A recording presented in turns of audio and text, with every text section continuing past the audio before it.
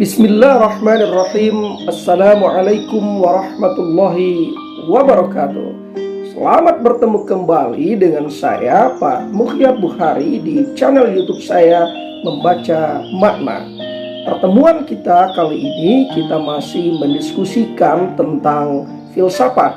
Dan untuk kali ini kita mengambil tema, yaitu apakah filsafat masih dibutuhkan di era digital? Nah, saudara-saudara, sebelum berlanjut, silahkan diberikan likes, komen, subscribe, dan di-share kepada teman-teman kita yang lain yang membutuhkan diskusi ini. Baik, saudara-saudara, pada saat dewasa ini tentu sama-sama kita mafhum bahwa kehidupan kita tidak bisa dilepaskan dari dunia digital. Hampir di seluruh aspek kehidupan kita bersentuhan membutuhkan aspek digital. Bahkan mulai tidak hanya di kota-kota besar, tetapi sampai ke pelosok-pelosok kampung, kehidupan digital atau teknologi digital itu sudah menjadi kebutuhan semua kalangan manusia. Saudara-saudara, kehidupan di era digital tentunya ditandai oleh adanya pengaruh yang kuat dari teknologi informasi dan komunikasi. Nah, hal ini digambarkan dalam beberapa aspek. Yang pertama, adanya koneksi yang terus-menerus. Orang-orang di era digital terhubung secara konstan melalui perangkat digital seperti ponsel pintar, tablet, komputer.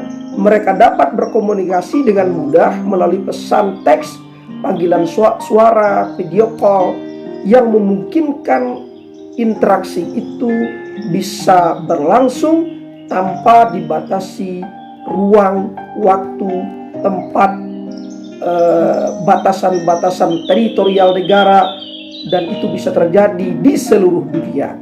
Kita bisa terakses, terhubung di seluruh dunia. Itu yang pertama.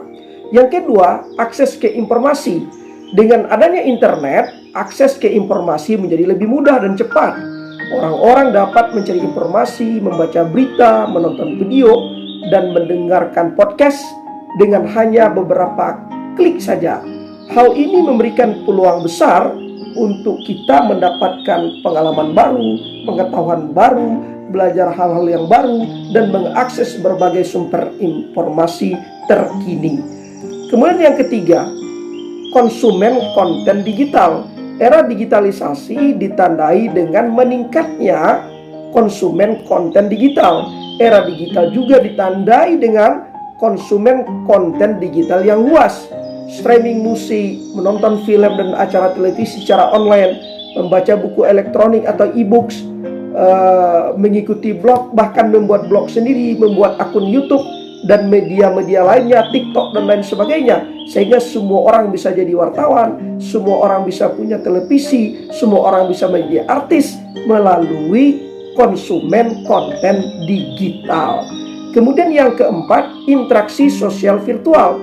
Biasanya interaksi antara kita sesama manusia dalam kehidupan bermasyarakat itu terjadi secara face to face atau berada pada suatu tempat. Tetapi media sosial dan platform digital lainnya memungkinkan orang-orang untuk terhubung dengan teman, keluarga, dan komunitas di seluruh dunia melalui alam maya. Mereka dapat berbagi informasi, berbagi pikiran, foto, video, serta bisa terlibat dalam diskusi dan kelompok minat, hobi, dan lain sebagainya. Nah, interaksi sosial virtual ini telah mengubah cara kita membangun hubungan dan memperluas jaringan sosial kita. Kemudian yang kelima, pembelajaran dan pendidikan online. Nah, di era digital ini pembelajaran bisa berlangsung tanpa harus ada kelas, tanpa harus ada ruangan, bahkan tanpa harus ada gedung sekolah. Dan orang-orang bisa berada di rumah belajar. Nah, era digital telah membawa perubahan dalam bidang pendidikan. Sekolah dan universitas menggunakan platform pembelajaran online untuk menyediakan pembelajaran jarak jauh, kursus jarak jauh, webinar, dan memberikan bahan-bahan ajar digital. Ada juga banyak sumber belajar yang dilakukan secara daring, yang tersedia bahkan secara gratis, yang memungkinkan orang-orang dengan amat mudah memperoleh keterampilan dan pengetahuan baru. Kemudian yang keenam, transaksi digital. Dalam era digital, banyak transaksi bisnis dan keuangan dilakukan secara elektronik. Jasa-jasa perbankan, jasa-jasa keuangan itu tidak perlu lagi datang ke kantor bank, tetapi bisa dilakukan secara virtual. Bahkan sampai perdagangan, belanja dan bertransaksi lainnya itu bisa dilakukan tagihannya melakukan transaksi finansial melalui digital secara cepat, efektif, dan efisien. Kemudian yang ketujuh, kesehatan dan kesejahteraan digital. Teknologi digital juga berdampak pada kesehatan dan kesejahteraan. Aplikasi kesehatan, pelacak kebugaran, perangkat medis pintar yang memungkinkan kita untuk berkonsultasi dengan dokter kita tanpa harus ke rumah sakit, bahkan tanpa harus ketemu langsung dengan dokternya. Nah, hal inilah yang membantu sebenarnya kehidupan manusia di dalam dunia digital ini. Karena itu, apa sih era digital? Mari kita lihat beberapa pemahaman atau pendefinisian yang dikemukakan oleh beberapa ahli.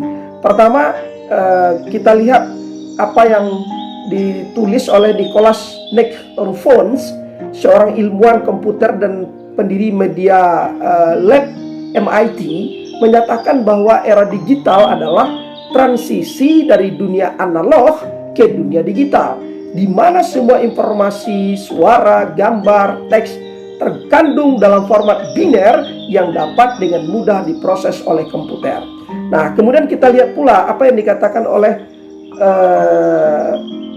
Don Tapscott, seorang penulis dan pembicara terkenal dalam bidang teknologi, menggambarkan era digital sebagai perubahan fundamental dalam cara kita berkomunikasi, berkolaborasi, dan bertransaksi menggunakan teknologi digital.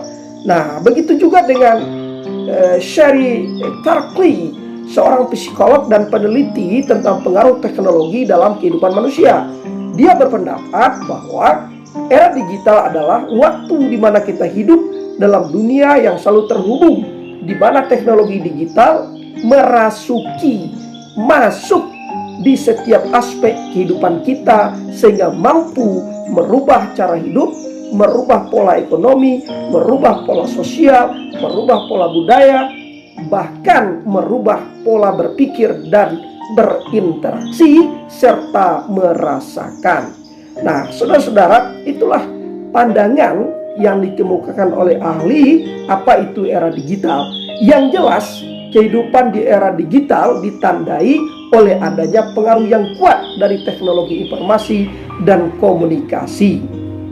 Nah, saudara-saudara, kalau kita perhatikan bagaimana pula tempatnya filsafat dalam era digital ini. Nah, mari saudara kita lihat. Pada satu sisi, manusia itu membutuhkan kecepatan dalam mengakses apa saja di era digital ini, sehingga manusia butuh alat bantu teknologi yang kita sebut dengan teknologi digital, terkomputerisasi melalui jaringan internet dan teknologi-teknologi pendukung lainnya. Pelaksananya manusia. Nah, karena pelaksananya manusia, yang notabene-nya manusia itu melekat pada dirinya hak azazi manusia, hak privat manusia, kebebasan manusia dalam menentukan pilihannya.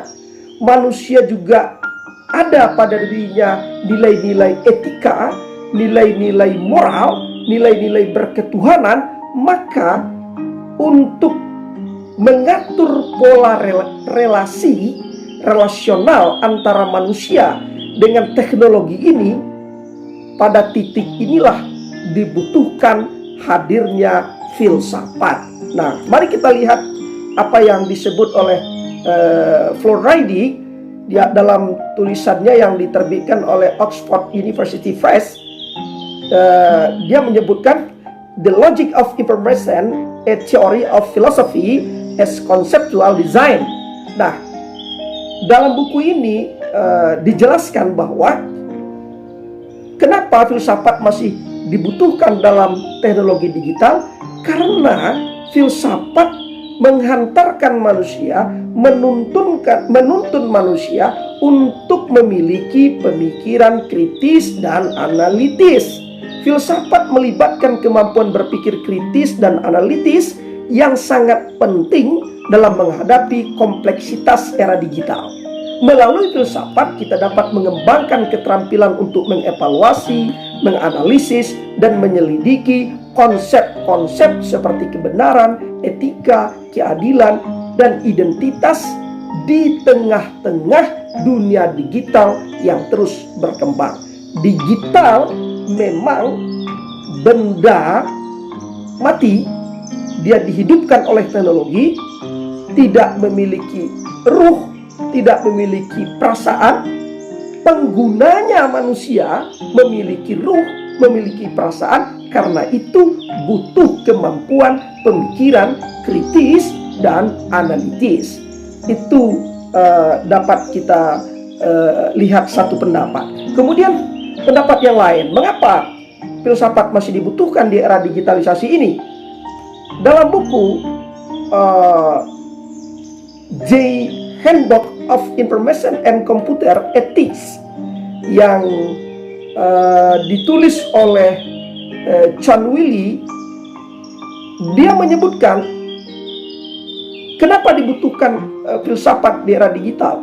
Karena pada diri manusia secara otomatis melekat etika dan tanggung jawab. Era digital memberikan tantangan etika yang kompleks, termasuk privasi, keadilan, dan kebebasan informasi. Nah, filsafat dapat membantu kita memahami implikasi etis dan mempertimbangkan tanggung jawab kita terhadap penggunaan teknologi digital.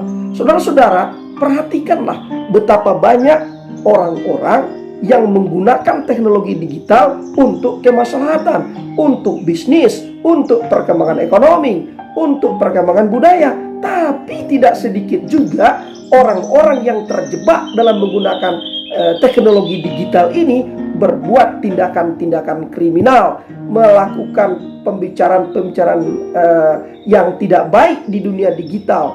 Bahkan tidak jarang ada orang yang harus berurusan dengan hukum karena tersangkut oleh undang-undang ITE yang tidak cerdas dalam menggunakan teknologi digital. Maka pada titik ini filsafat harus hadir.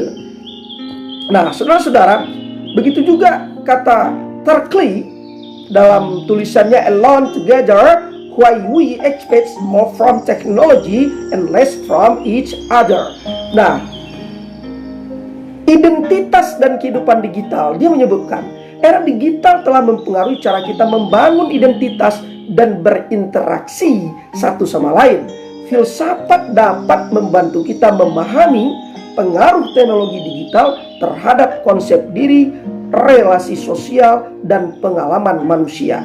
Memang kita membutuhkan teknologi digital. Teknologi digital adalah sebuah keniscayaan yang mesti kita manfaatkan untuk kehidupan kita dalam beraktivitas, baik hari ini, bahkan mungkin di masa depan teknologinya akan semakin canggih. Namun perlu kita ingat, secanggih apapun teknologi hasil buatan manusia ini, sesungguhnya pengendali manusia yang paling utama itu bukanlah teknologi yang diciptakan oleh manusia itu sendiri, tetapi pengendali manusia adalah Sang Maha Pemilik manusia dan alam semesta. Maka untuk bisa manusia memahami apa sebenarnya hakikat dirinya, untuk apa dia hidup, kemana dia hidup, dan dia mesti bertransendensi pada Sang Maha Penciptanya, agar dia memiliki kesadaran bahwa teknologi ini merupakan alat untuk membantu manusia dalam memudahkan aktivitas pekerjaannya, tetapi tidak dapat menggantikan bagaimana kekuasaan Tuhan yang menciptakan manusia. Dan filsafat memiliki jawaban, memberikan solusi, membantu menemukan hal itu. Saudara-saudara, itulah pentingnya filsafat agar kita tetap menjaga etika, beradab, bermoral, dan menyadari bahwa teknologi adalah membantu kehidupan manusia, tetapi yang menentukan kehidupan manusia adalah Allah Sang Maha Pencipta. Karena itu, seberapapun canggihnya teknologi, namun kepalamu tetap ditundukkan, tersungkur di hadapan Sang Maha Pencipta. Demikian pertemuan kita pada kesempatan ini. Semoga ada manfaatnya untuk kita bersama. Mohon maaf kalau ada salah kata, salah keterangan, dan sampai bertemu di diskusi-diskusi kita yang akan datang. Sekali lagi terima kasih. Wassalamualaikum warahmatullahi wabarakatuh.